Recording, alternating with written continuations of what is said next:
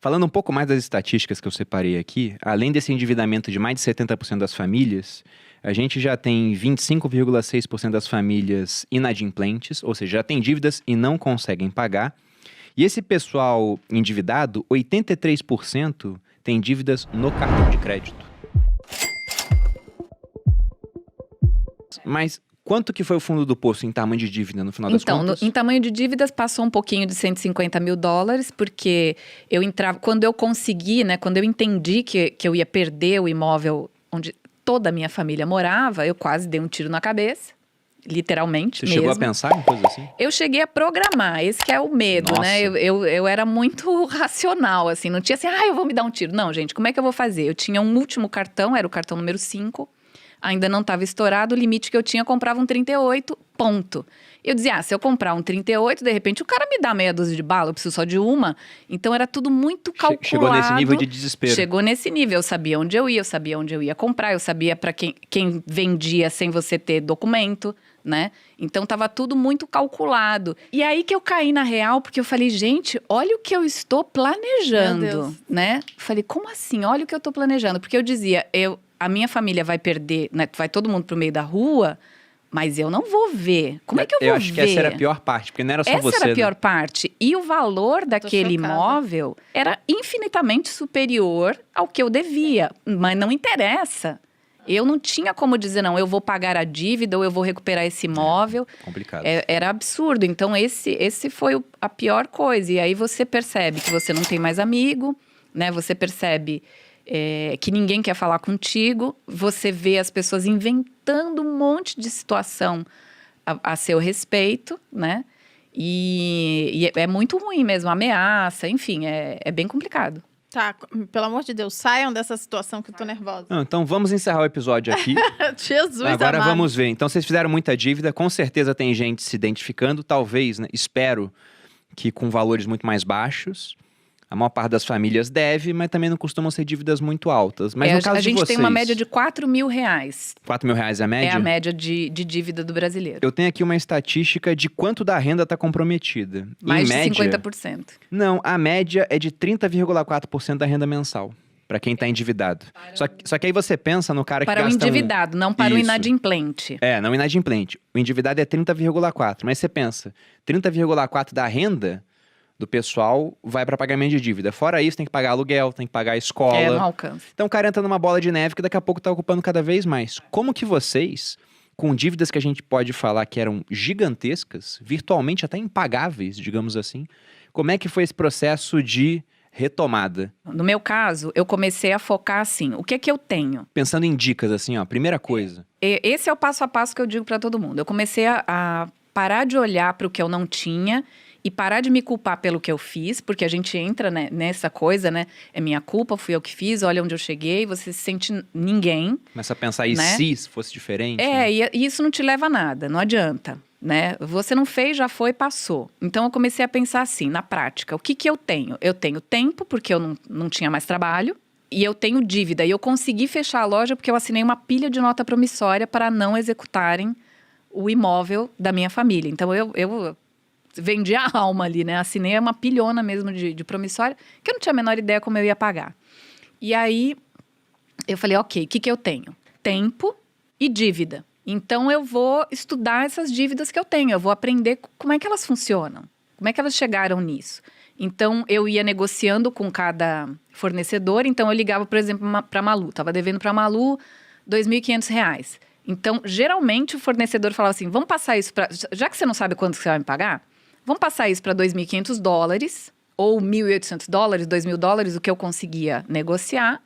E aí você vai me pagando quando você puder. E o cara não tinha pressa, porque cada dia eu devia mais, né? Então foi uma forma, assim, de você partir de um princípio, porque eu tinha tanta dívida, devia para tanta gente que... Às vezes a pessoa ligava e dizia que eu estava devendo para ela, e eu nem tinha certeza se eu não estava e quanto era. Então eu peguei o que eu tinha. Peguei um caderno e comecei a anotar. O que eu devo? Eu devo tanto para o banco, eu tinha estourado 2 contas, né? Limite de conta, 5 cartões, eu devo para tal fornecedor. E aí eu fui para um passo 2. Qual é a consequência da minha dívida? Isso para quem está endividado é um passo a passo básico. Você tem que listar tudo que você deve. Porque a gente se perde. Uhum. A gente se perde. A gente não sabe para quem deve, quanto deve e se aquele valor é real.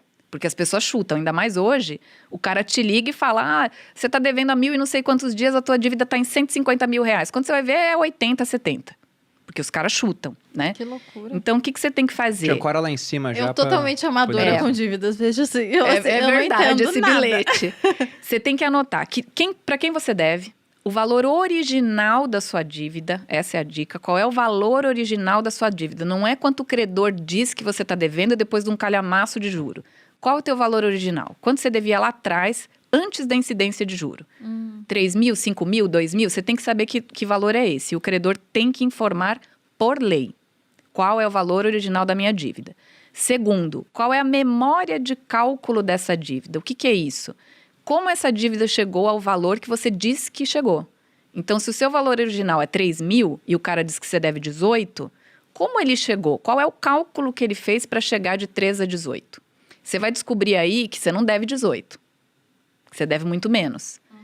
Então, você já começou a melhorar a tua situação. Outra coisa, negociar para chegar o mais perto possível do valor original da tua dívida. Isso eu aprendi numa época que não tinha internet, que não tinha nada disso. Então, eu fui pensando, como é que eu vou fazer isso, né? E eu dizia para a pessoa, olha, eu te devo 3, você está falando que eu devo 20. Eu tenho 2,5. Você quer? Você já era crédito podre, entre aspas, né? Era inadimplente. Era. O cara às vezes nem espera receber, ele dá um E o baita que no o pessoal desconto. me dizia? O pessoal falava assim, Patrícia, todo mundo quebra aqui no braço. E ninguém paga ninguém. Quando você quebra, você vai embora. Você não paga ninguém, você some e recomeça a tua vida em qualquer lugar. Eu dizia, Foi aí que você mudou de nome, porque anteriormente era Daniela, né? E mudou pra Patrícia. pois é. Eu dizia, não, eu sou a exceção, eu vou pagar. O pessoal dizia, imagina, a chinesada vai tudo embora. Eu dizia, eu não sou chinês, né, para começar, e eu vou pagar, eu vou ser a exceção, eu vou pagar todo mundo. E o pessoal ria, até os meus credores riam. Imagina que você vai pagar nada, eu dizia, eu vou pagar. Então, eu comecei a trabalhar com o que eu podia, fazia tradução, fazia revisão de texto, qualquer coisa que aparecia, eu fazia. Pegava um pouquinho de mercadoria que tinha sobrado, saía com uma sacolada, assim, para vender. E nessa época eu fiquei muito doente, porque eu foquei tanto em pagar dívida que, assim, eu não reservava nada para minha própria subsistência. Então, a minha geladeira era água, não tinha nada. Nada, absolutamente nada. Hoje eu tenho 48 quilos. Eu pesei 37.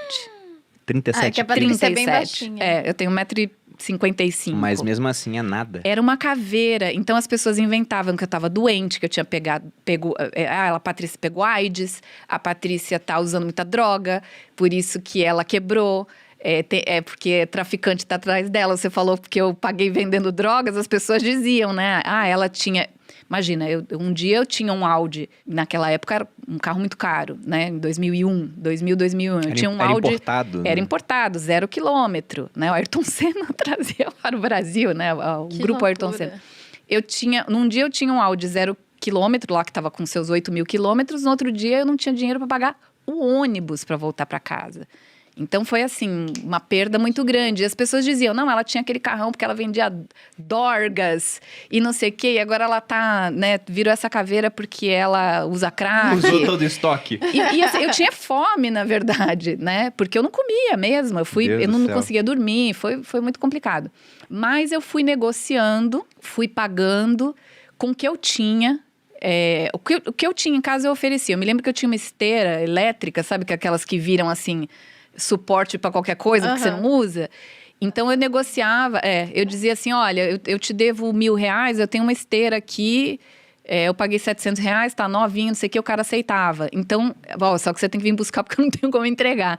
Então, era assim que eu ia negociando. Em quanto tempo você pagou as dívidas? 11 meses e 20 dias. A custo de 12 quilos. A custo de 12 quilos. muita Assim, eu saúde. dizia, eu não vou fazer outra coisa na minha vida que não seja pagar uma dívida por dia ou negociar uma dívida a cada dia.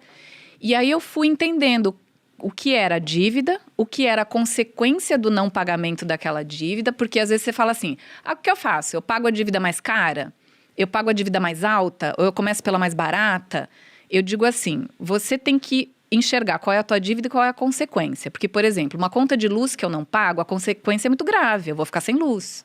Então, eu tenho que pagar. O cartão de crédito tem uma consequência grave, que é a alta do juro. Mas não adianta eu ficar pagando só um pouquinho. Eu vou ter que juntar para quitar de uma vez só. Então, essa daqui vai ficar para depois. E aí, eu ia analisando dessa forma as dívidas. Eu fui entendendo como é que as coisas funcionavam. Eu fui negociando, eu entendi que a dívida era um produto que eu tinha. Eu perdi a vergonha, porque você fica muito envergonhado, né? Então, eu perdi a vergonha. Eu digo, gente, a minha dívida é um produto, ela tem um valor. Então, eu vou negociar esse valor. É a mesma coisa se eu for comprar uma geladeira. Quanto é essa geladeira? 5 mil? Tá, eu tenho 4,5, e aí? À vista. Então, eu fui entendendo isso. A minha dívida é um produto, eu vou negociar esse produto. E aí, eu coloquei para mim, em 1 ano eu vou pagar. Porque eu levei menos de 1 ano para me afundar, eu vou ainda me dar 1 ano para eu me levantar. E conseguiu. E foi 11 meses e 20 dias que eu paguei a última dívida. Eu queria comprar aquele rojão de 13 tiros, sabe? Mas não tinha dinheiro. Mas foi muito legal, assim. Foi uma experiência muito boa, né? Depois que acabou, né? Depois que acaba, você vê quanto você aprendeu, né?